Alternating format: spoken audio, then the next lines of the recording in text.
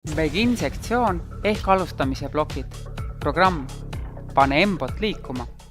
Selles videos saame teada, kuidas alustada M-blokki äpiga programmeerimist. Eelmistes osades saime M-blokki mängude abil programmeerimisest targemaks. Nüüd paneme oma oskused proovile teises programmeerimiskeskkonnas, mis on küll M-blokile väga sarnane, aga siiski natuke erinev. Alustame äpi tahvlisse laadimisega. Läheme App Store'i ja otsime üles M-blokli ning paigaldame. Kui sul ei ole Apple'i nutiseadet, vaata osa kindlasti läbi, sest lõpus on sama ülesanne näidatud ära ka M-blokile.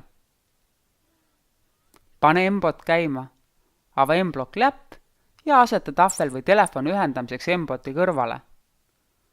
Avaneb tööaken. Nagu näed, on M-blokki äpiga väga sarnane. Lihtsalt mõnel sektsioonil on natuke teistsugune nimi. Start on begin. Move on ikka move.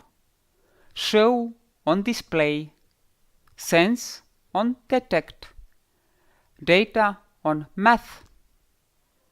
Math on ka math. Control on ikka control. Võtame begin sektsiooni lahti.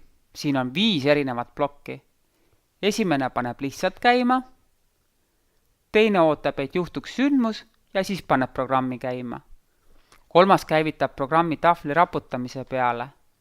4. käivitab siis, kui robotile heledat valgust näidata. 5. siis, kui robot näeb takistust. Seletan nüüd oma programmi lahti.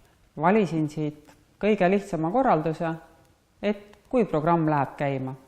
Ja tegingi siis programmi, et kui ma vajutan kõu nupule, siis sõidab robot edasi 1 sekundi kiirusel 100. Ja selle edasiliikumise võtsin ma siit Move blokist. Panen käima. Korras. Nüüd on sinu kord. Tee läbi ekraanile ilmuv väljakutse ja kohtumiseni järgmises videos. Väljakutse.